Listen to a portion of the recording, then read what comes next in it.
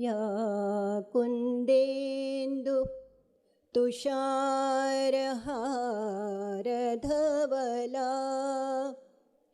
या शुभ्रवस्त्रावृता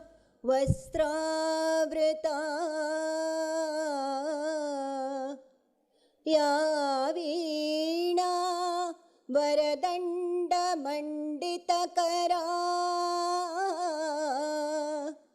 या श्वेत पद्मासना या ब्रह्माच्युत शङ्कर प्रभृतिभिर्देवैः सदा वन्दिता सा मां पातु Saraswati Bhagwati निःशेष जाड्यापहा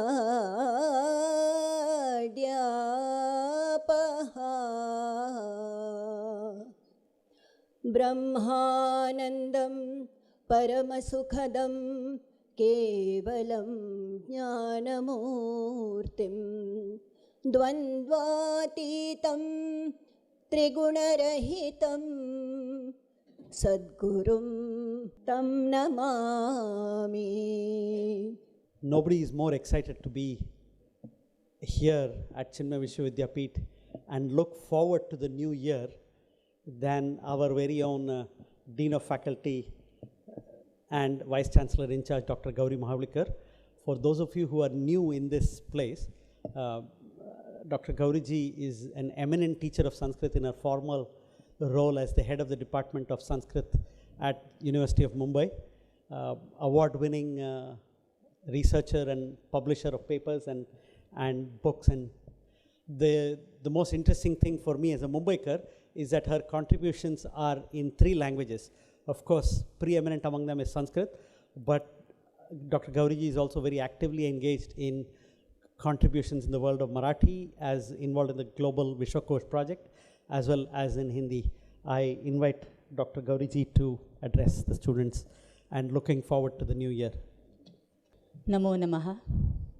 Sharada Sharadambhoja Vadana Vadanambuja Sarvada Sarvadasmakam Sannidhim Sannidhim Kriyat Adnyanatimirandhasya Jnananjana Shalakaya Chakshurunmilitam Yaihi Tebhyo Gurubhyo Namaha.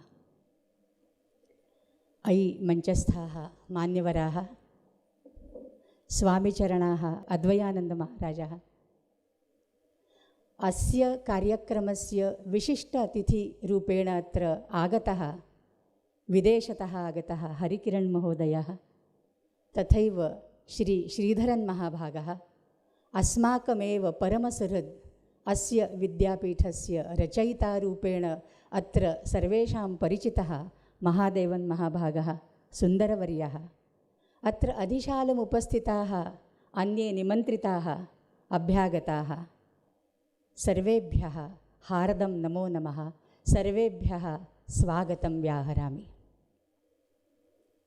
Friends, this is indeed a very pleasant occasion for me to be in front of you. In fact, I have addressed all the newcomers as students in the inaugural function of the bridge program. But this is the day, the Vidyarambha day. When we really are going to start our program courses as such, our content courses as such from today.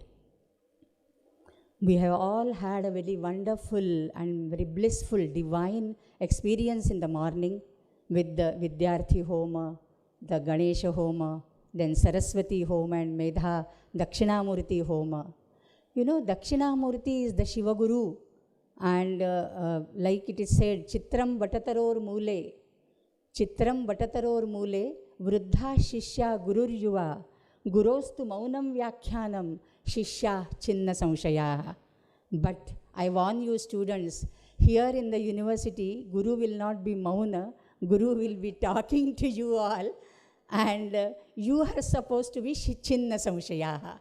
All the doubts in your mind should be cleared when the Guru speaks to you, either in the way of discourses or in the way of group discussions or seminars or field visits. There are number of ways, you know. We must be, I mean, you all, I'm sure, are looking forward. I am also looking forward to welcome you as our students here. And I'm very glad that our last year students, the seniors, so to say, by 1 year, they are also here amongst us today. They are going to start their third semester today. And you all, my dear friends, are starting your first semester today. What we look forward from you, what we expect from you, I think there are number of expectations from the peers, the elders, the parents, your teachers. And you know, you have the responsibility to shoulder all these expectations, you know, and fulfill those expectations as soon as possible and in the best capacity which you can do. Now, looking forward to that, I just want to assure you from the university side what we are going to give you. This is something different than what you find in other conventional, traditional universities. Here you will really find a blend, you know, a harmonious blending of the past and the present.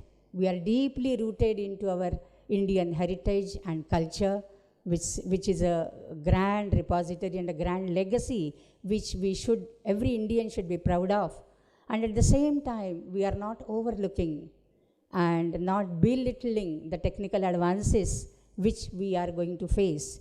So here is a good combination of these two. So we want you, we are looking forward to you to get this baton from your elders, from our ancestors, from our peers, and take it to further, you know, for the posterity, for your own development. Your development will bring the development of the environment, of your family, of your society, of your town, your city, your country, and entire globe. So like a ripple effect, this movement should spread all over the world. That is what we wish. And I look forward to you, you know, a bright ambassadors of this culture, of the CVV culture. Once again, I welcome you all to this fraternity, to this family. We are proudly saying of Vasudhaiva Kutumbakam. Let us start with our Chinmaya family first, and then we'll embrace the entire globe. Okay, so Hari Om, and wish you all the best for your future. Thank you so much. Thank you, Dr. Gauriji. Our next speaker is Professor Mahadevan, a person of many talents, but the one that counts for most of us today is as an inspiring teacher. I invite our founder, Vice Chancellor, and Chief Academic Advisor, Professor B. Mahadevanji, to address. Vasudeva Sutam Devam Kamsachanooramardhanam Devaki Paramanandam Krishnam Vande Jagadgurum Sadashiva Samarambham Shankaracharya Madhyamam Asmadacharya Paryantam Vande Guru Paramparam.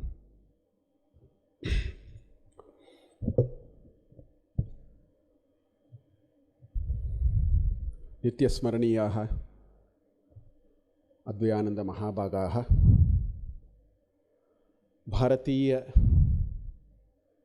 Samskriti tata Samskrita Punarujjevane Sada Sarvada Karyamagnaha Mama Atyanta Priyatamaha Mitram Adyatana Karyakamasya Mukhya Atiti Apicha Hari Kiran Mahabhagaha Tasmyeva Karye Idopi Adhikataya Magnaha Sridharan Mahabhagaha Asmakam Saha Udyoginaha Dean Varyaha Sundar Mahodayaha Adhyapakaha Atra ye santi Tutiya Varsha Pravesha ye Pravesham Kritavantah te Chatraha Nutana Chatraha Tesham Mata Pitro Sarvebhyaha Adav Mama Namaskaran Pradarshayami.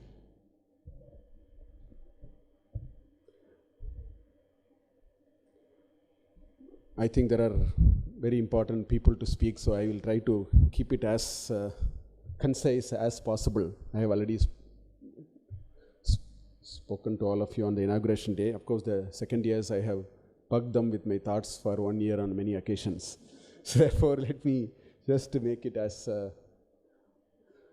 But first of all, on behalf of every one of us, I want to offer my grateful pranams to Swami Sridharan for a wonderful Vidyarambha Homa that we did today morning. It was absolutely fabulous. What was so wonderful about that is if you do the Homa for 5 minutes, it makes no meaning to anyone. If you do it for 2 years, half of us are switched off. The timing was so appropriate, but the 5 O's that we took at the end were absolutely, it triggered a lot of thoughts in me, so I am going to talk only because of that. There are a few things I just want to share, but it was absolutely wonderful to see those O's and the way you all have consciously taken a O. So I just want to add a 6th O to that, which is coming out of that. I was thinking about those 5 O's and some thoughts came to my mind. As Gauri ji already said, and as that we have been saying, we'll keep on saying again and again, because that's part of our DNA, is we will not be just worried only about teaching you, the Adhunika Shastra. Of course, we will do that. All that knowledge we will teach. We want to see you a little different, and there lies your own prosperity, growth, and the prosperity of the nation. So therefore, that is the motivation for us to do all these. So I want all of you to take one more vow today, and that is to say that I will be a person with a certain character development. A person with a strength of character, because that is what makes a society great. At the end of the day, the more and more we have people who have the strength of the character, that leverages the possibilities for an individual and the society. So I want you to take a vow for it. Now, what is this development of character? I mean, sometimes you can get away with one statement and one phrase and then go. So therefore, I want to only expand that theme. The way I have understood what it means to develop character, I just thought of only 4 things that came to my mind. How do we say a person is a man of character or a woman of character, for example? I think the first attribute that I see in such a person is strength and gentleness must coexist. See, I'm going to give you pairs of words which are seen today in opposite camps. You have Dadagiri, or you have somebody who is gentle, that means you can do anything to him. This is the thinking today. I am going to give you what a person of character would really mean. The first attribute I see is gentleness and strength must coexist. That person will have strength, but he will have enormous gentleness. This is the first character that we need to develop. Don't see it in 2 opposite camps. Don't think that the person with his Dadagiri is the meaning of strength, because somewhere we have this kind of a confusion. The second thing which is very, very important, a good knowledge of Indian knowledge system will definitely get there. Great broad-mindedness must coexist with intense faith and conviction. So today, if somebody says, I have faith, somehow we think it is narrow-mindedness. Faith, blind belief. There are so many words being used in English and try to characterize. Intense faith and conviction can potentially coexist with broad-mindedness in a person who has a developed character. It's very important we should have it. Without faith and conviction, we cannot achieve things, and without broad-mindedness, we will not go forward. Today, unfortunately, both are on 2 different camps. A person of character will have both. I want you to think about it and develop that kind of a character. The third, which I see it in many of the Upanishadic statements also. For example, in Brihadaranyaka Upanishad, after a beautiful conversation between Janaka and Yajnavalkya, finally Yajnavalkya says, Abhayam vai praptosi Janakaha. Janaka, you have become fearless, indeed fearless. I want to tell you, intense fearlessness and intense compassion must be in the same person. Fearlessness, today again we think fearlessness and compassion don't go together. Person who has compassion means, all right, he's a nice fellow. I mean, he has a heart which will melt, but you can do anything with him. It's kinds of stereotypes, these kinds of mental models are floating around. A person of true character will have both. Intense. In fact, in Bhagavad Gita, Krishna says, Yasmad na advijate lokaha, lokad na advijate chayaha. I am not afraid of the world is not afraid of me. That is the strength of character. I am not afraid of anything in the world. But then there are people who wield so much power, the world is afraid of them as long as they have the power. So that's not strength of character. That's why Krishna says, Tasmat na udvijate loka, loka na udvijate chayaha. I am not afraid of you and you are not afraid of me. We should be able to provide that space. That comes only through a character. This is the third attribute I want you to understand. If you develop these two attributes together in you, you will create a great character.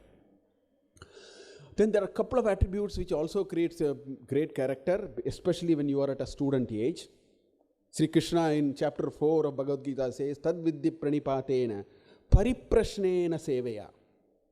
In fact, somehow this notion of pariprashna has been replaced. So the spirit of inquiry has been replaced with questioning.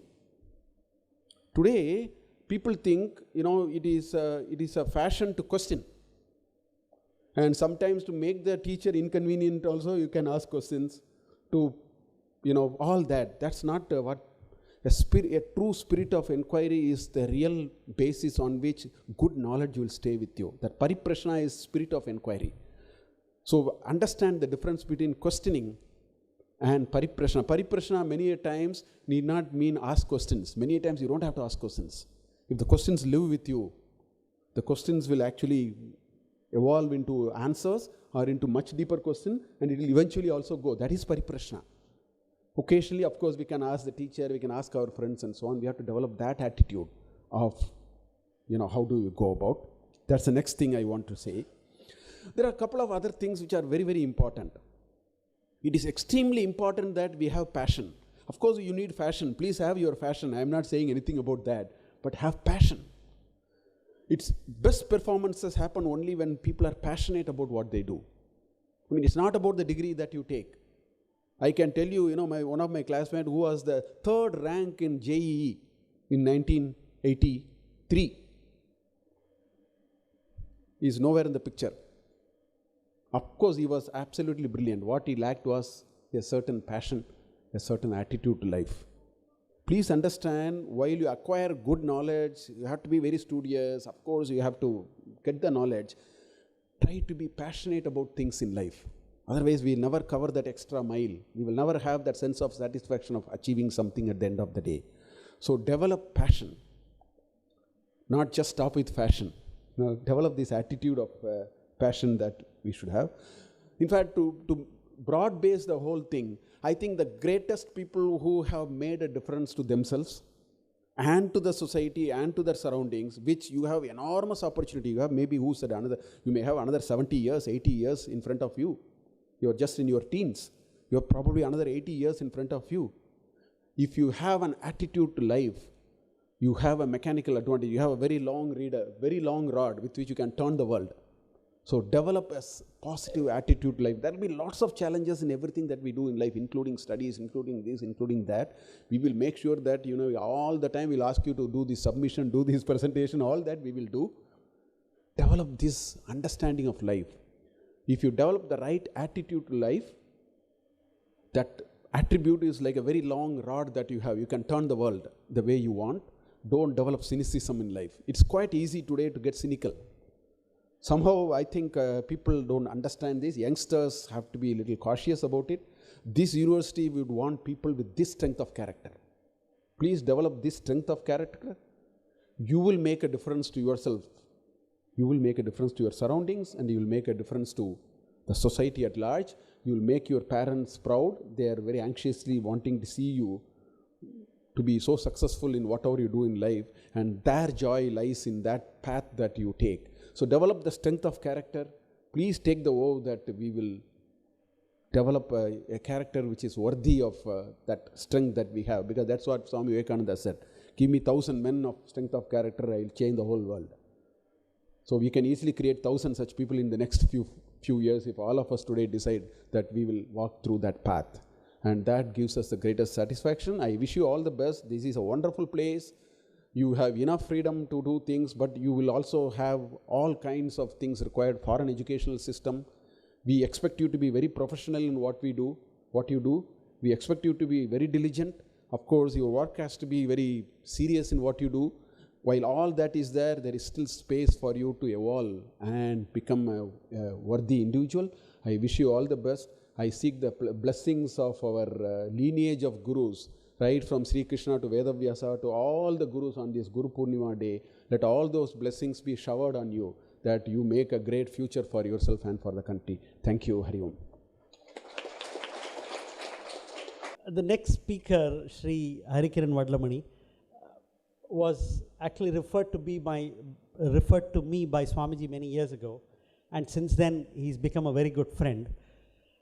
But more importantly, if you think about the 20th century, the one word that it brought into public consciousness, and it still is in public consciousness, is the word activist. So there are activists in every sphere across the world, which of course the most public example that we saw was Satyagraha and the way Mahatma Gandhi used it. And then in the last 20 years, there is the word called dharma activism that has become very prominent.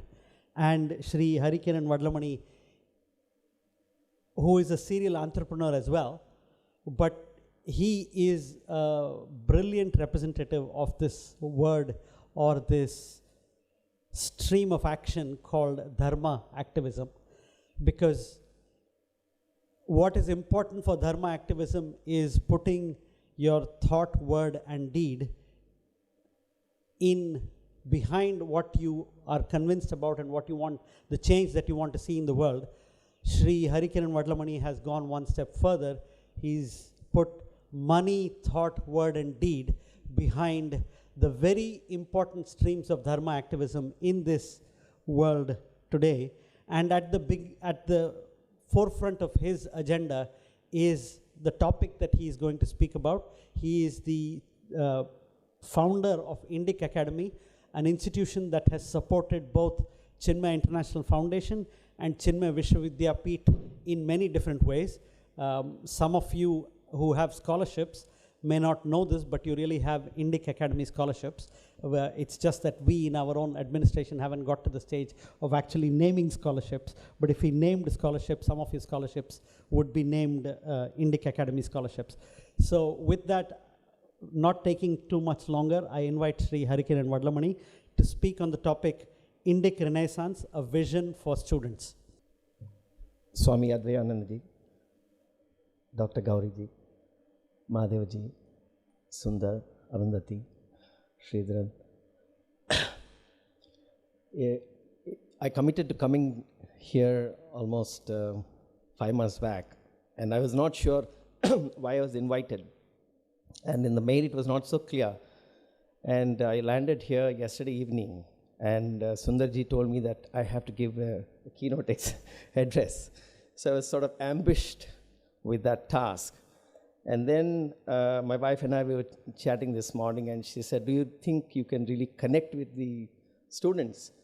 Because you are always, intellectual interactions and all that. Would you be able to connect with the students? I said, Bhagavan Shankara's grace, I hope to. So, end of my talk, you must tell my Sundari whether this Sundar has done the right thing in asking me to address the keynote address. I need a volunteer. Can somebody raise their hand? And So I'll give you 9 words, and I want you to repeat these 9 words at the end of my talk. Right now, you just remember them.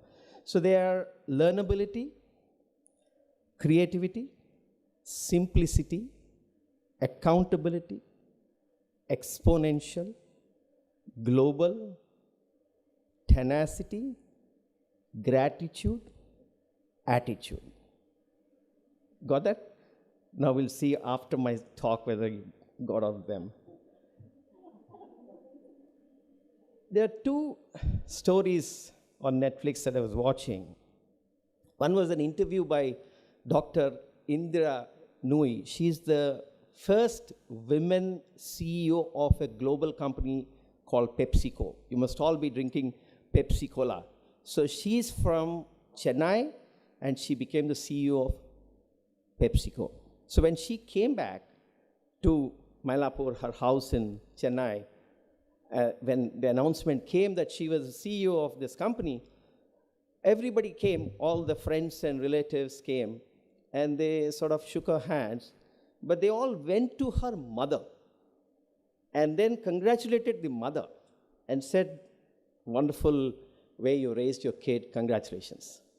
So this lady was sitting there, and they were very pre-functionary shake hand with her, but they actually spent time with her mother. There was another TV movie that I saw of The Man Who Knew Infinity. Srinivas Ramanujan. It's a wonderful movie. I request all of you to watch that movie. Today, I'll cover 5 themes. One is my relationship with Shankar Bhagavan, and I'm so happy that I'm here again after 5 years. And some of us are sort of nutcases as far as Shankar Bhagavan is concerned. And we get these crazy ideas about what we should do. One of the beginning of my dharmic activism has actually started with the blessings of Shankar Bhagavan. It so happened that there was a conference on non-dualism, Advaita, in California, and it was called Science and Non-Dualism. And it was a 2-day, 3-day conference, and I was looking at all the different sessions, and there was no mention of Adi Shankaracharya. There was one small session on Vedanta. That's it. So you can imagine that the saint, the man who gave us this whole concept, who distilled the essence of the Vedas and gave us the concept of non-dualism, he is not recognized in the world. So this was a moment of epiphany that this needed to be changed. The name of Shankar Bhagavan needs to be known to everybody. So few of us think that, okay, just like he has established the 4 matas around the world, why can't we look at establishing 4 matas around the world, not around India, not around Bharat alone? Or we are currently working on a project where we want to install 108 murtis of Shankar Bhagavan around the world. We have started, the first murti is going to be installed near Coimbatore, but we want to install it everywhere. Someday, thanks to Narendra Modi, we had this World Yoga Day. Someday, in 20 years' time, 30 years' time, I am sure that there will be a World Oneness Day dedicated to Shankar Bhagavan. This is my dream and vision and the purpose with which all the dharmic activism is happening. My relationship with Chinfo started with my meeting with Swami Tejavananda in Singapore, and then he introduced me, and we started supporting the Bhagavad Gita courses on Facebook, and also with Arundhati we are working on KTPI. More importantly, we want Chinmaya Vishwavidyapeeth to establish their 3rd campus in Hyderabad, in our land in Hyderabad. And in 5 years' time, when the regulations permit, we are going to work with Swamiji and establish. So by the time you finish your degree and you're working in the corporate world, you want to do an executive development program, I'm sure you'll come to Hyderabad to Chinmaya Vishwavidyapeeth in Hyderabad campus and do your program there. One other thing that stuck with me about Chinfo here when I came in 2013, about Gurudev's, he's very mischievous with words, he plays with words, and he gives, so his theme is about connecting the Pandit with the public, science with the spirituality, East with West, science with spirituality, and past with the present. So this is a very interesting, encompasses a lot of distilled wisdom into the vision of this institution. And so this struck me. and I'll come to it later. My own life's journeys and values and what at the age of 55 that I look back is that it is very important for me to continuously learn. So learnability is a very, very important value for me. Last year, I attended 2 executive programs I live in Singapore, but I went to Boston, to MIT to attend an executive program there. Then I went to California to attend an executive program there. All my life, I've always continuously invested. I'm actually chartered accountant, but went into industry, then doing so many diverse things. And the important value that I've learned is that what you study is useful for a particular point in time as an entry level, but you need to learn the value of continuously learning new skills. Gone are the days when you know something and you join and you retire like that. Those days are gone. Every 6 months, every 1 year, every 2 years, you have to reinvest. So therefore, learnability is very, very important value. The other value is creativity. We have to explore our creativity. We have to think big. We have to take risks. So in that word creativity, entrepreneurship is there, ability to think out of the box. The third is simplicity. We all create wealth and the tendency to get attached to the world, to wealth, and Mahadevan was talking about fashion. So I would urge you to be detached from the wealth that you create as you go forward. As the Gita says, it's renunciation in action, not renunciation of action. So therefore, you need to be simple in the way you are attached to these kind of desires. Oftentimes, we are struggling with failures, and tenacity and not giving up is an important value that you should think of. Post my Californian trip to Singularity University, I'm a chartered accountant, but I went for a technology. One of the things that I've learned is that you have to think the world is moving in an exponential pace. It is not a linear pace anymore. Growth is exponential. So what happens today, the growth is not even 10 times, not even 100 times, not even 1,000 times, million times. You see examples of that all around you in social media. So you have to think exponential. Indic Renaissance. So we are at a very interesting phase where the whole world is consuming our thought. I don't know whether you remember, there's an old movie called Diwar. So Amitabh Bachchan is there, Shashi Kapoor is there. So Amitabh Bachchan is a smuggler, and then he gives a big dialogue saying that mere paas gaadi hai, bangla hai. And he asks Shashi Kapoor, tumhare paas kya hai? And he says, mere paas maa hai. So imagine that Xi Jinping of China is talking like that. And he's saying, mere paas one belt road hai, one Shanghai hai, ye hai, Shenzhen hai. Tumhare paas kya hai? And Modi says, mere paas culture hai. Think about it this way. There is a need for economic power, but today the world consumes Indian culture. Be it yoga, be it cuisine, be it Ayurveda, be it our spirituality, our handicrafts, anything, visual arts, performing arts, music, literature. They come here for tourism. Every aspect of our culture is consumed globally. There is no other country in the world which has as rich a heritage as we have. Today, the world is consuming that. So if you recognize that as an important point, and you have come to this university, which is enriched in culture, remember that even though you could have gone to another university and done a BCom, but if you're doing a BCom with Indic values, this will stand you in very, very good stead, because the world is consuming our culture.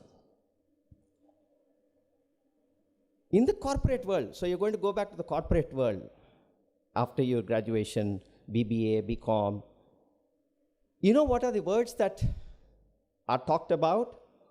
Purposefulness, mindfulness, design thinking, sustainability, ethics, diversity, wellness, happiness, logic, and clarity in thinking. These are the words that the corporate world globally is talking about. All these words are backed with Indic wisdom. Whether it is the Gita, whether it is the Yoga Sutras, whether it's the Nyati Shastra, whether it is the Artha Shastra, all this wisdom is packed. And we have to understand and learn. So some of you are doing BA in Sanskrit studies and Indic traditions. So you will know that you will get plenty of jobs. There is no dearth of jobs who are going to study Sanskrit traditions at all. Trust me. And those of you who have chosen a BCom, and because you're studying here with associate packaged Indic wisdom, trust me, the world is looking for leadership who have Indic values. So you're in the right place to go and conquer the corporate America and corporate world. Artificial intelligence is a big thing. There are a lot of jobs that are going to go away in globally. And one of the things that will happen as a result of it is that you all heard of dharma, artha, kama, and moksha. So universal basic income will be given. Everybody will be given a check because there are no jobs. What will happen is they would be hastening for a pursuit of moksha. So there is a global demand for acharyas, global demand for Indic wisdom. So please spend time even while you're doing your BA or BCom. If you're doing your BA applied psychology, you are rightfully positioned to be an executive coach. Once you do your masters, you can become an executive coach in Google. Large CEOs of large companies would be consulting you, because the moment they take over a leadership position, they need some wisdom. And your BA in applied psychology will be of great value.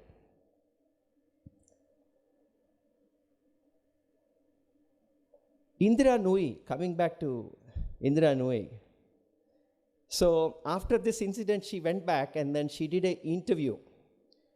And in that interview, she was mentioning that this incident in Chennai triggered a thought. She went back to her office, and to the top 200 executives of her company, she wrote to their parents. She wrote a letter. Dear parent, Tom works with PepsiCo. He is in my team. I'm so happy with him. You have raised him so well. He is a great guy. She wrote that letter to 200 American parents, and all of them were touched. They were in tears. They talked to her. They met her and said, nobody ever thanked us. So this is the CEO of a top company giving Indic value, our value. You understand the beauty of that thought of what she did. Similarly, Srinivas Ramanujan and Mahadevan was talking about faith. If you see that movie, and he talks about, he's a mathematician, so you can be as scientific as it can be, but he's a very devout and a religious person. And so his professors in Oxford or Cambridge, they ask him, why are you so religious and scientific at the same time? And he says that I cannot conceive of any equations without the blessings of Devi. The equations are a manifestation of Devi. So you see, you can be, he was not using the word scientific and broad-minded, but you can be scientific, but at the same time, you can have bhakti, you can have shraddha, you can have surrender. So that is what Indira Nooyi and Srinivas Ramanujan have taught us. And the two words that I want to leave with you today in the Guru Purnima day is gratitude with attitude. Be grateful to the gurus who have taught you, and not just grateful as because, okay, he has taught me, there's a transaction. No. Do it with an attitude of surrender, of shraddha, of bhakti. And then you see the transformation within you. The West has taken several examples, whether it is Karma Yoga, whether it's Ayurveda, whether it is meditation, everything they've taken. 80% they will do asanas. They won't do with the namaskar. They won't do it with the feeling. So they've done everything, so they get the physical benefits of it. But the day Harvard comes back and says, attitude is important, you will see that the whole world will change. They will all become Indics. The whole world will become Indic in thought. Gurudev has manifested itself. Again, I was talking about Chinfo. When I started Indic Academy and I looked at what is Indic thought and I put the definition, it so happened, and it just flew out of my thinking, that Indic thought is somebody who transcends science and humanities, who transcends tradition and modernity, and who transcends East and West. The moment I wrote this, I was shaken aback, and I sent a mail to Sundarji and I said, look, do you see the similarity? And that is the beauty of Bhagavan, who is just manifesting itself in our actions, in our thoughts. If only we had the Shraddha. Thank you very much. I now request my volunteer to tell me the 9 words.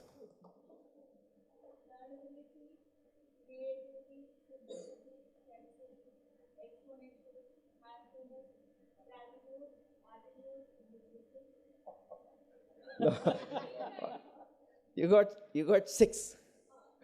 Good. Thank you. Thank you very much. Yes.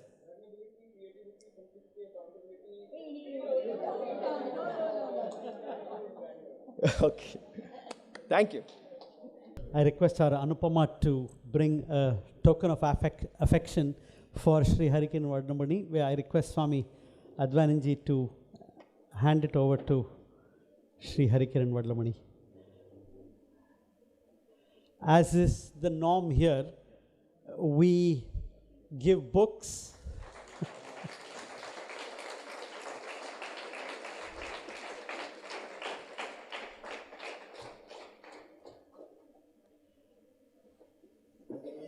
That beautiful Om lamp you see, we've given you a replica of that. So thank you, Sri Hari Kiranji. For me, having been here for about 3 years now, a little less than 3 years, the greatest part of my job is really meeting inspired people like Sri Hari Kiran Vadlamani. It is just comes and comes. This is a gift that keeps on giving. Thank you for continuing that gift. The next speaker, Sri D.V. Sridharan, Swami Chinmayananda talks about all of us, especially the young, and I heard this from him many, many years ago, that the most important thing for a youngster to do is to identify and follow role models. So I can definitely say Sri D.V. Sridharan is a role model for me. I can't say I have followed him in that sense. Sri D.V. Sridharan used to be a marine engineer and wandered the world around in ships, probably all 6-7 oceans. But at some point he himself had an epiphany and decided to say that the news is filled with stories that are depressing. And especially when you think about how India is covered, it is even more sometimes depressing. He did not simply whine about it. He said, I'm going to do something about it. So he went out and found, discovered, chased down stories, positive stories, good stories about Indians doing great things, not necessarily on the top of the headlines, but in their own small worlds, but making a difference to this world. And he established a website called goodnewsindia.org. It is still out there, although it is not updated frequently, where he individually has authenticated every story that is out there. That is how I heard of Sri Sridharan. Since then, he has gone on to become what is called a restorer of land. He has brought greenery, water, plenty, and agriculture to places that seemed arid, that seemed dead. And if any of you have not heard of the world water crisis, then I suggest that you're in a deep coma, because that is something that he has once again taken it upon himself, that one step at a time, one plot of land at a time, he can do something about it. Today he's already on his second plot of land to restore it, and he is here to talk to you about the environment, our collective responsibility. Sri D.V. Sridharan, please. Respected Guruji, my pranams to you and to all others on the stage and to this audience. I'm feeling very blessed today to be on this Guru Purnima day, to be at the birthplace of Bhagavan Sri Adi Chakra. I thank my friend Hari Kiran Vadlamani for nearly forcing me to come here. I had no clue, and he said, you just come. And this he keeps repeatedly doing it to me. He takes me to places I had not known at all, and my education has just about begun now. And as I look at the audience here, I think I can fairly bet I'm the oldest person in this hall. And that's no brag. And what I'm going to say following that fills me with a certain sense of shame, because I'm the most inappropriate person to be standing and talking to you, because I am the least literate in all the world that you inhabit. I'm an alien to this. And that's because of the generation I belong, which I'll come to shortly.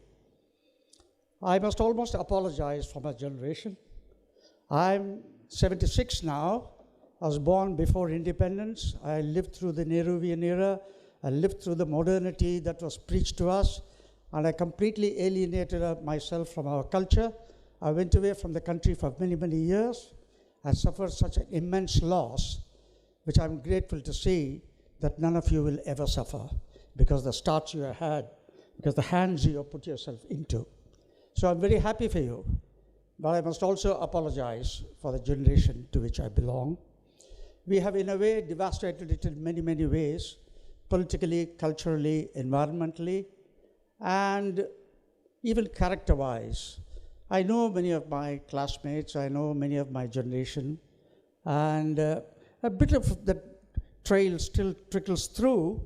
It's not over yet, but I think with the kind of work that this institution is doing and what Hari Kiran is doing, I can see an end to it, and that is my hope. What I mean is a kind of a contempt you develop, far from learning the Indic traditions and the respect for the Indic traditions and being proud of your ancestors, a creeping contempt.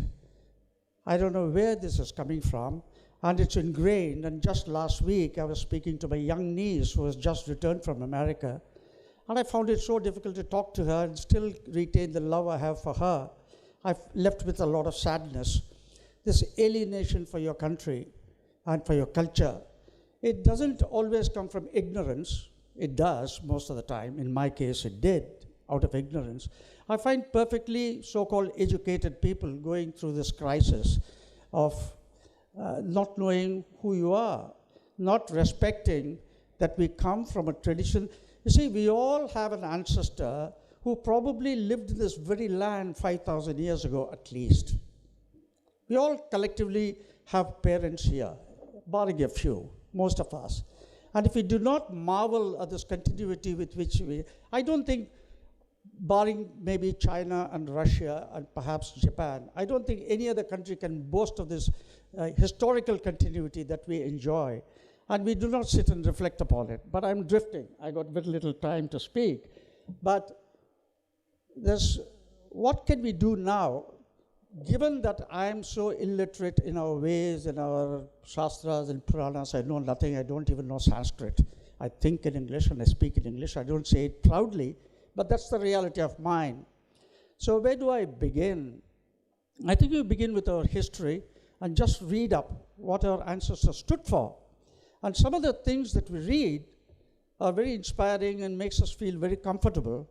I'm here to caution you that there's no reason for comfort, there's no justification for comfort. I think we've got to draw certain lessons from it. Just yesterday, coming here and looking around me in the greenery and the God's own gift that Kerala has received, put me in the mind of a story I heard long, long ago. It might be apocryphal, but I think I wish it was true. The story goes that when the Portuguese came to India and parked the ships and berthed the ships in Calicut, they went to the Zamarin and they said, give us shelter. We are come looking and then we would like to be here for a few months and look at your culture. So he was a very generous man. He ordered the people to take them to their shelter or hospitality and treated them extremely well. And they stayed on and wandered around and mingled with the people, and they seemed very pleasant. After about 3 or 4 days, the Zamarins, courtiers, people in the palace, they came running to him. "Oh, king, you made a huge mistake by letting these aliens in. You shouldn't have allowed them all in." He says, "Why? They seem to be very friendly getting on." He says, "That's what they do during the day. Do you know what they do during the night?" He says, "What do they do?" He says, "They say they came to buy our peppers. They are stealing our pepper vines and taking to the ship. And they are going to take it away. They are going to grow their peppers and we'll lose our business." At which the Zamarin looked at them and he laughed. He says, "They can take our peppers, but they cannot take our monsoon," he said. This used to embolden me about the strength of this country and the strength of the character about our ancestors. But there's a caution. I'm now aware that we could lose the monsoon. We are heading for a huge crisis, an environmental crisis. Much as I admire our Prime Minister Narendra Modi, I really wish that he would be our Prime Minister for a couple of more terms. I do sometimes worry about this overemphasis on this development, being unconscious of the environmental cost that we'll all bear. Now, when I add it all up, I still want him as my Prime Minister for the next 2 terms. But I hope, Bhagwan, I pray to him today, that he gives him an awareness about sensitivity to the environment. But that's not, we are just passing on the buck to him. I want to come down to what we must do. I think it's all doable at our level. When we say that it's somebody else's problem, and that's what's going on, a lot of whining is going on. Everything is wrong because it's somebody else. The environment is getting beaten. Look at the dirt, look at the garbage. But we toss our garbage out. We don't care about cleaning up our neighborhood. How else will it get clean? How else will things come? How else will water and the environment be protected? So over and above the wonderful advice that you have received, which I have made notes because they form advice to me, I hope you take away that advice. Never lose the primacy of nature and environment in your life. And one of my favorite poets, Auden, W.H. Auden, he said, in half jest, but it makes sense. He said, "Thousands of men have gone without love, but not one without water." Just think about it. So we all say love is all. This is the common tried saying that people say, love is everything. Yes, it's everything, but water is more important. You see? And unless you have an awareness of it, Kerala will get devastated. And if Kerala gets devastated, nothing else will work. Now, what can you do about it? I feel the crisis has happened because I'm not a learned man. I've not learned any of this from any reading, but it's my own experience. What has happened is I do venerate my ancestors, even the unseen ones. I somehow feel Bhagavan Shankara could have been related to my ancestors. Possible. Finally, there were not, when I was young, there were only 300 million Indians in India. We are quadruple. Obviously, there were far fewer. Since we all came from somebody or the other, we all must have been related. So I would like to claim that relationship. So when I look at the ancestors and how they acted, I feel there is one thing that we lack today, which they did not lack. It is the togetherness. Mark my words, be careful in understanding what I'm saying. The consumer and the producer. In our ancestors, they were the same. They were in them together, in the same person. The alienation of modern life is the consumer has been separated from the producer. Now, when I went to America for a longish tour, at the end of it, some American friends asked me, what strikes you? What strikes you? I said, you're a very efficient country in 2 ways. In the mornings, it's so perfect, it's clockwork. Everybody is enabled to get to the work desk by 7:45. Everybody gets there. That's the first part of the efficiency. And they work very hard and they get good paychecks. And the second efficiency kicks in at about 4:30 or 5 o'clock. And all the shops open, and everything, car parks are full in the shopping center, and all the money that you earn in the morning is relieved in the shops in the afternoon. Now, the whole day, he's a producer of some service or goods, and in the evening, he's a consumer of others' produce. And this is the way the modern economy works. So I think we got to be aware of the separation we have suffered. And sometimes when we are unhappy, sometimes when we feel lost, to me it worked. I feel I must go and dig into the garden and plant something. The carrot I produce is the sweetest in the world. The brinjal I cook, nothing is better than that. That's because I'm the producer and I'm the consumer. For that moment, I have come together. And now this bridging the gap between the consumer and the producer has to be a lifelong effort. It won't come easy, but you can start a revolution in your garden. You can do in a small patch and get away to it. As much as meditation, as much as knowledge, as much as itihasa, Puranas, all this makes, get your hand dirty, touch the soil, fall in love with the soil. Save the water that you can. Every ditch that you dig retains the water a little longer than it can. Just think about it, water is not infinite. There's only about a certain amount of limited fresh water that evaporates from the sea, and it recycles over and over and over and again, like it has done for millennium. We are not producing any more water. There's only the water that falls. And you've got to harvest it and you've got to save it.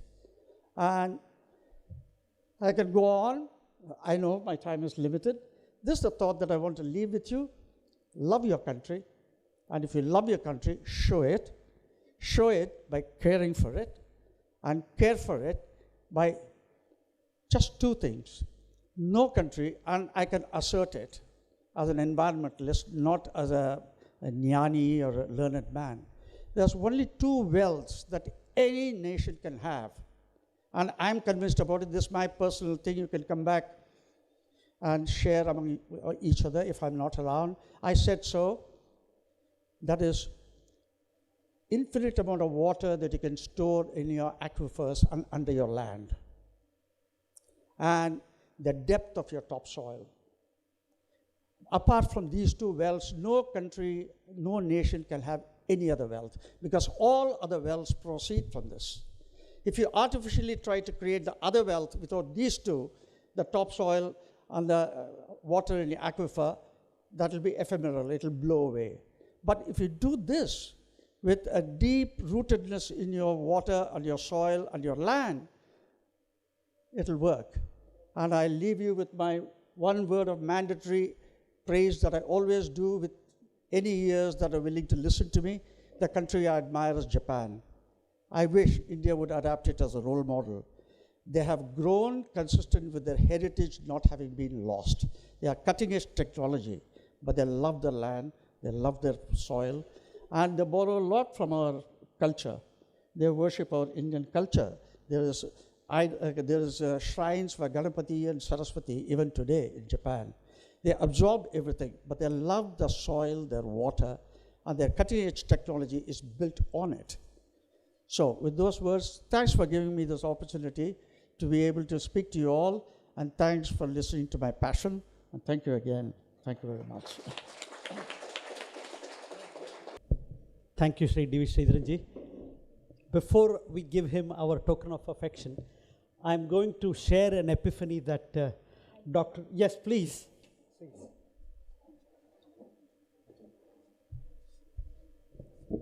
Hari Om, this is an interruption, but I was just whispering few words in Sundar's ear, so he thought I would give utterance to that. While listening to Sridharanji's talk, one word came to my mind. He is like Ahilyodharaka. Ahilyodharaka is Rama. Everybody knows from Ramayana. But what is Ahalya? It is not Ahilya basically. It is Ahalya. Hala is a plowshare. Hala, okay? So halya means tillable land, the land which can be plowed, which can be tilled. And ahalya, being a negation to that, is an arid land, a barren land. And Rama did ahalyayaha uddharaha. You know, he made that barren land or arid land habitable. By his going there, the Dandakaranya and all other places became habitable. That is the sociological interpretation of Ahalyodhara Katha. So here we have Ahalyodhara, arid land, you know. So that was just, you know, that occurred to me. And thank you, Sundarji, for allowing me to share this with you all. I told you we have very special faculty. This is an example of that. Just comes out like that. So thank you, Gauriji. So if I could, please, Gauriji, if you could be the one handing over the token of our affection to Ahalyodharaka D.V. Sridharanji. Yes.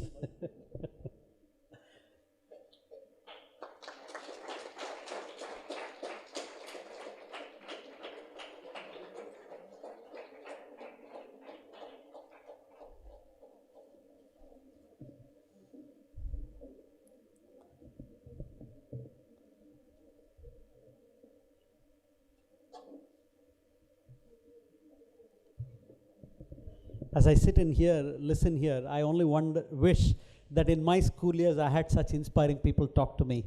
So with that, it is time for us. In the morning we wanted to have a benediction by Swami Advayananda. Swami Advayananda is the President and Trustee, President of the Executive Council and Trustee of Chinmaya Vishwavidyapeeth. He is a man of many, many accomplishments which he tries hard not to reveal. At this point, I think the best way to know him is by hearing his benediction. Swamiji, please. Hari Om.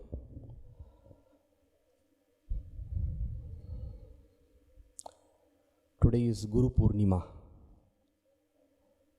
the most auspicious day where we worship our Gurus. Shall we do a small exercise now? Yeah, a mental exercise for which we'll have to sit little straight and also close our eyes. Okay? So all of you ready? Please close your eyes.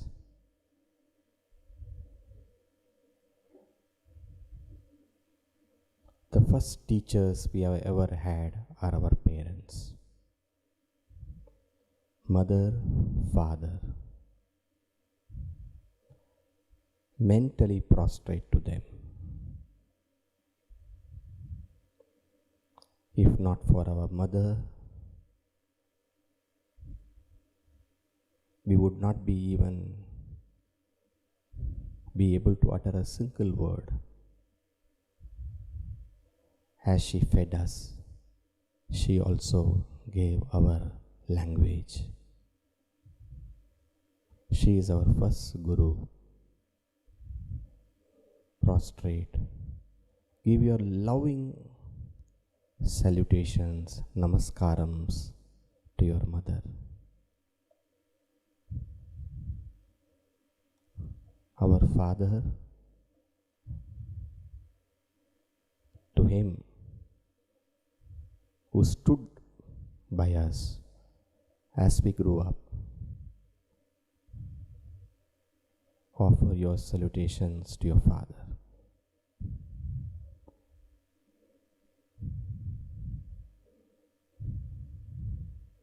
Sometimes loving, sometimes harsh, but ever having our good in their heart. They served us, they loved us, they made us what we are today. But for them, where are we? To all those teachers in our nursery school, some of them vaguely we may remember, some of them not at all, but yet they taught us the first letters. They stood us in those initial steps. To them, whose faces we don't remember, but yet whose knowledge is in our hearts. They are the foundation. To them, we offer our gratitude. And then to all the teachers who saw us through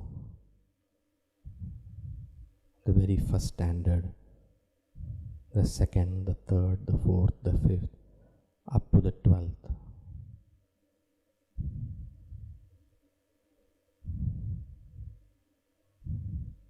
They taught us with love. Some of them taught us with strictness.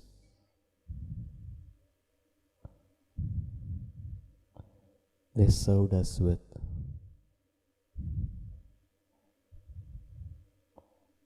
no desire in their heart, but just that we should do well in life, in studies. To all of them, we offer our prostrations.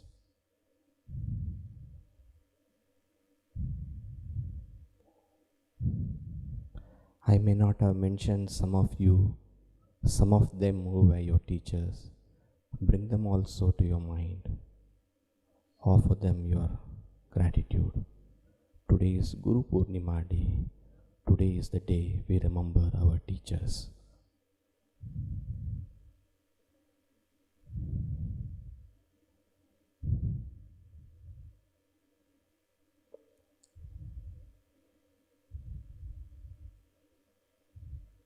Now we can open our eyes.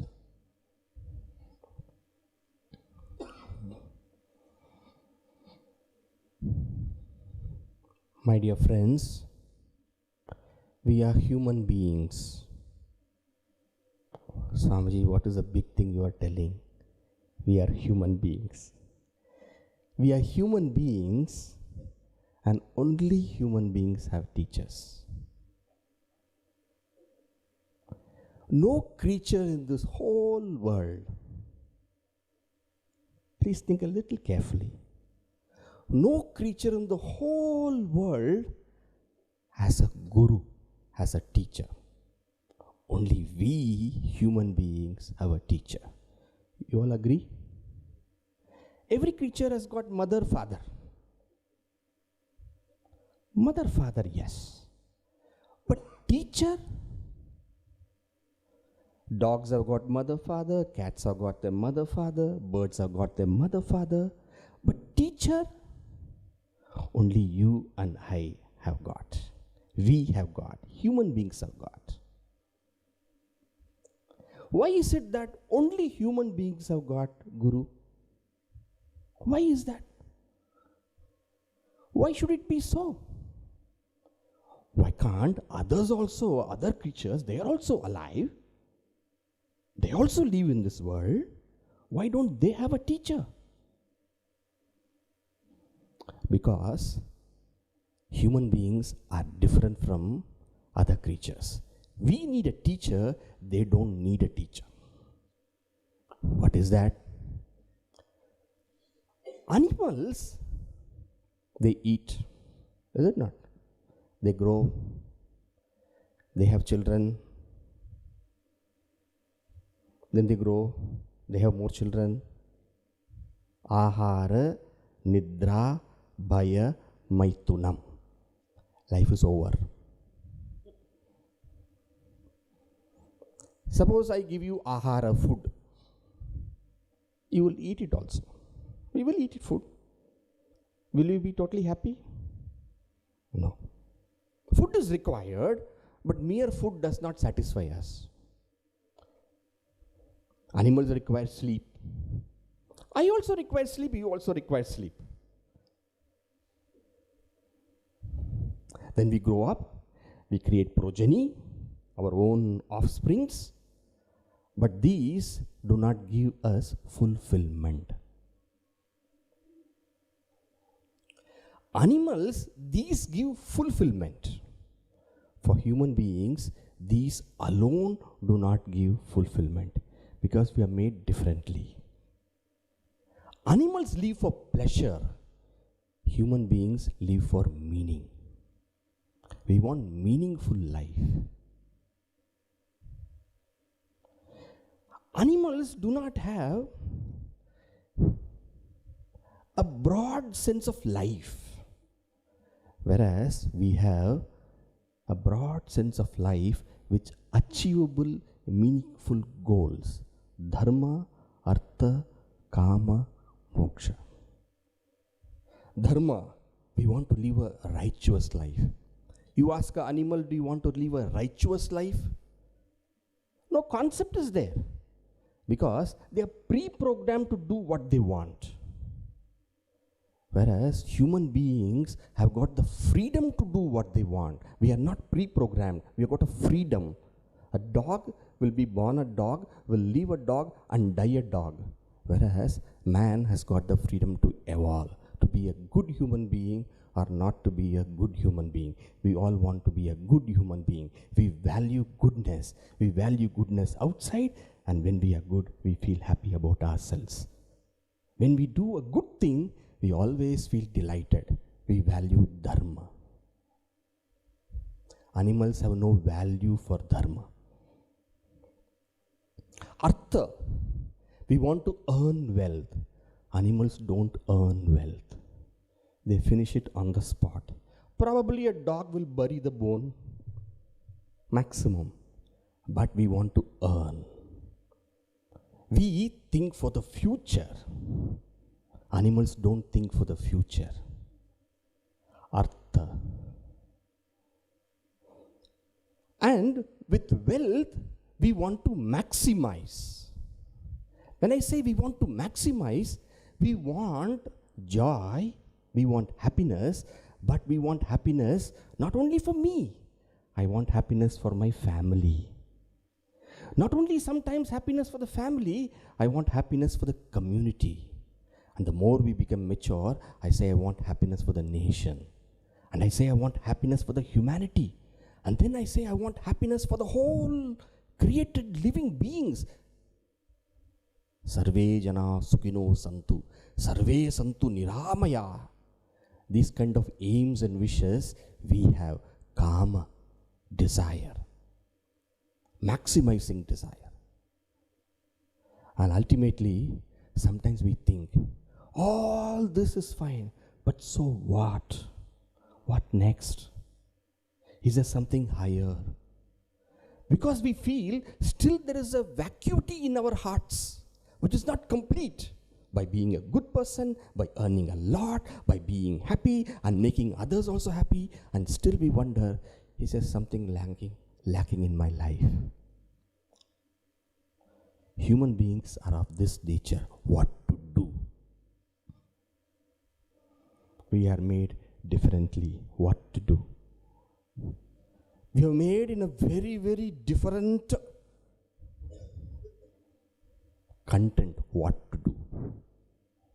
And therefore, we require a guru, a teacher. A teacher, what does a teacher do? The teacher, yes, the mother and the father teach, but the teacher makes us find out answers to these kind of relevant questions of our life. Do you agree? A teacher does a very important job of making knowledge flow. This is something very different from animals and human beings. I am the cumulative past of the knowledge which has come through generations. Because human beings, again, they want things to flow because they evolve. A dog. Are you all with me? Am I communicating? A dog, okay? Example. A dog will leave a dog. If you see a human being, they have a very, very different way of growing. First, we all were roaming in the forest. And slowly we started settling down, probably in a hut. We started cultivation. Then what did we do? We started growing, creating towns, then cities, villages, towns, cities, nationalities, etc., etc. And what are we planning still? We are even planning now how to inhabit other planets. Why? Because we grow, we evolve. That capacity is there in us to evolve. And therefore, I require, because my nature is to evolve, I require not just me, I require a fund of knowledge which comes from the past, which I can also contribute to, so that the next generation has a far better life than me. This being the case, I require knowledge to flow. And that is what the parampara of teachers do. What do? They make the knowledge flow and they add to it so that it flows better. There is little more quality in the knowledge. But Swamiji, why are you telling all these things? Today we remember with gratitude our teachers. Our teachers have made us. Our teachers have shared the knowledge of Dharma, Artha, Kama, Moksha. And our teachers have given the opportunity for us to add to it so that we grow further. So we all have a duty. And what is the duty? To gain and to make it flow. Right? To gain the knowledge and to make it flow. Because in doing that, we become true, complete human beings. On this great day, one of the greatest teachers, birthday, Jayanti, Sri Veda Vyasa, we have celebrated today in the morning. And today, let's also take a vow that I shall gain the best of knowledge, because this university does not give just knowledge of Dharma. Dharma though do not give. Artha or Kama, this university gives the knowledge of Dharma as well as Moksha. It gives complete knowledge. So gaining this knowledge, let us become complete human beings and let us make this knowledge also flow. I gain, I make it flow. I gain, I make it flow. And may the Guru's grace be with us. I invoke the grace of Lord, Param Pujya Gurudev, to make us all worthy students of this great university, and may we carry this knowledge around the world and make this whole world a happy and better place. Thank you all very much. Hari Om. Thank you, Swamiji. Our humble pranams on this Guru Purnima day as the continuer of that Guru Parampara tradition, Swamiji. From all of us, I request Dr. Gauri ji to offer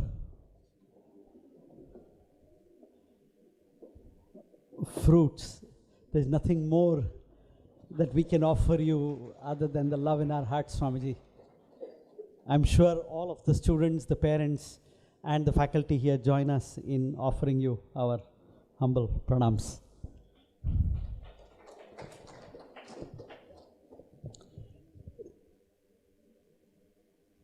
This is the formal start of the second academic year, and therefore it is time for us to recognize the top performers of the first year. So with that in mind, I invite Srimati Soumya, our Assistant Registrar, to announce the name of those who made it onto the prestigious Vice Chancellor's merit list. Soumya ji? Hari Om. So, as Sundarji has said, we have a surprise for the top scorers. So it was conceived by our Mahadevan ji and our Gauri ji. And the suspense is... Okay, so they want me to announce the suspense.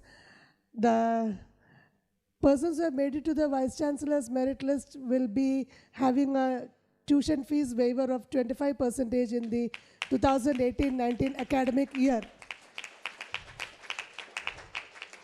So you have to work hard to achieve the same thing for the next academic year also, same or better or whatever. So now we shall announce the names. BA Sanskrit, we have the top scorer as Anakha Pradeep. So please come forward. And I request Hari Kiran ji to hand over the certificate of merit to Anakha Pradeep.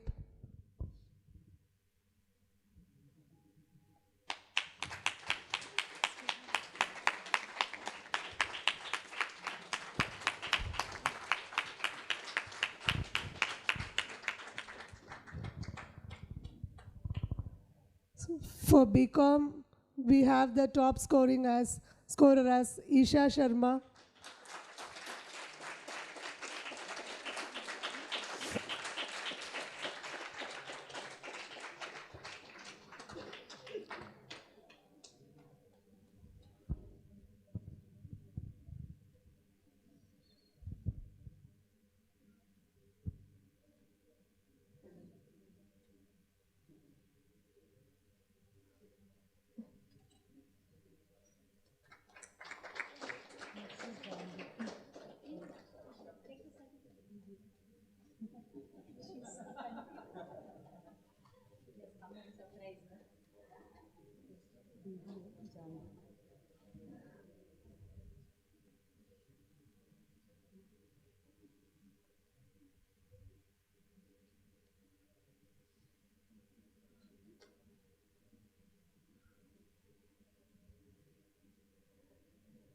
For the BBA program, we have the top scorer who has made it to the Vice Chancellor's merit list as Janve DB. Janve, please.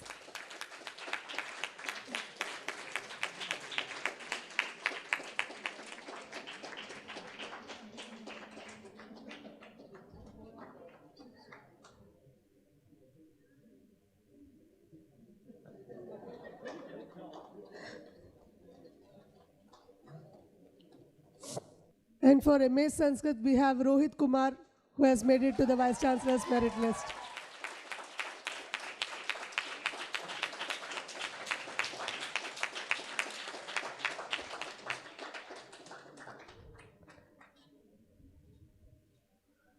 So wishing you all the best. Let this be an inspiring for the other students also. Thank you. Thank you, Soumya ji. We expect this list to grow, so all of the 100+ students in the first year starting in 2018, get ready to make our lives more difficult, okay? With that, it is, of course, my privilege to thank Sri Hari Kiran ji and Sri Sridharan ji for agreeing to come and grace the occasion and really deliver a wonderful keynote addresses to our students. We really, more than anything else, we look forward to continuing relationship with Indic Academy and Chinmaya Vishwavidyapeeth. I can't count the number of ways in which they have supported us. And also, the way he embodies the word strategic thinking, I think it's something that Indic, Chinmaya Vishwavidyapeeth can learn from. In fact, there is one fact that I can probably talk about today. In September 2016, Professor Mahadevan ji had organized an academic workshop in Bangalore, at IIM Bangalore, and Sri Hari Kiran ji was one of the key contributors to the workshop. So some of the ideas that he spoke about, you are already seeing in the way your curriculum is laid out. So we look forward to continuing that relationship. Thank you, Sri Hari Kiran ji. It is not customary to thank our own Swami Advayananda ji because he is one of us, but just Swamiji for the inspiration and the blessings. Our humble pranams to you. In the morning, Swami Sridharan ji, Swamiji has already thanked him, but I think from all our hearts, I know I echo everything that is in your hearts. I convey and I reach out to Swami Sridharan ji with our humble thanks for the beautiful Vidyarambha ceremony that he did. With that, may all your learning be enriched. May you become brilliant contributors to this world today and far into the future. Our gratitude to the Guru Parampara as beautifully revealed by Swami Advayananda ji. This gratitude must be and is in our hearts every single day. The Chinmaya International Foundation has always been our host and parent in more ways than one. The management at the Chinmaya International Foundation and every single sevak in there has been instrumental in making this place a beautiful success, including this nice auditorium that you're sitting in today. So I know they're not here because they've left it to us. Not too many of them are here because we have taken over this auditorium.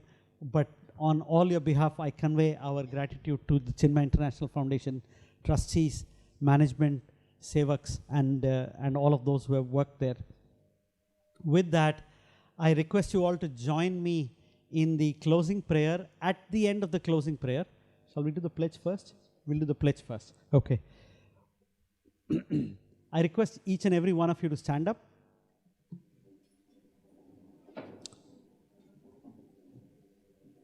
It is customary in Chinmaya Mission to put your right hand on your heart.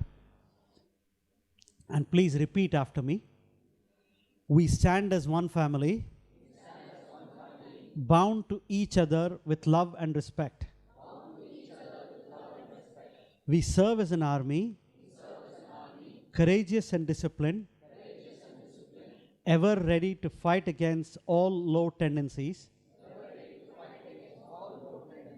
and false values within and without us. We live honestly the noble life of sacrifice and service, producing more than what we consume and giving more than what we take. We seek the Lord's grace to keep us on the path of virtue, courage, and wisdom. May thy grace and blessings flow through us to the world around us. We believe that the service of our country is the service of the Lord of Lords, and devotion to the people is the devotion to the Supreme Self. We know our responsibilities. Give us the ability and courage to fulfill them. Om Tat Sat. Swasti prajabhya paripalayantam nyayena marge mahim mahishaha go brahmanebhya shubhamastu nityam loka samasta sukhino bhavantu kale varshatu parjanyah prithvi sasya shalini desho yam shobharahitah brahmana santu nirbhayaah.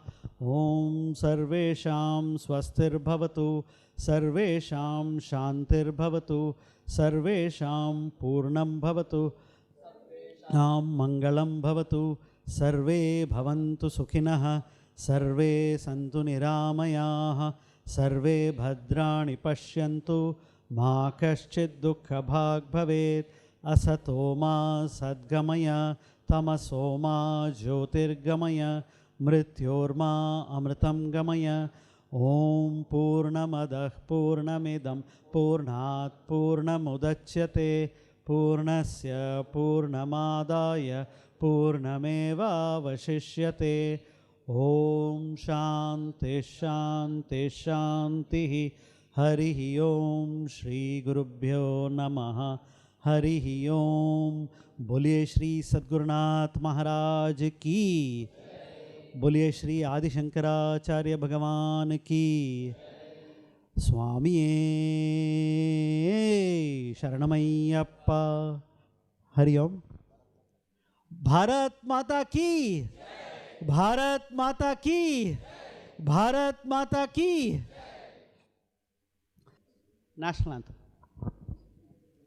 जनगण मन अधिनायक जय हे भारत भाग्य विधाता पंजाब सिंधु गुजरात मराठा द्राविड़ उत्कल गंगा विंध्य हिमाचल यमुना गंगा उत्तल जलति तरंगा तव शुभ नामे जागे तव शुभ आशीष मागे गाए तव जय गाथा जनगण मंगलदायक जय हे भाग्य विधाता जय हे जय हे जय हे जय जय जय जय हे भारत माता की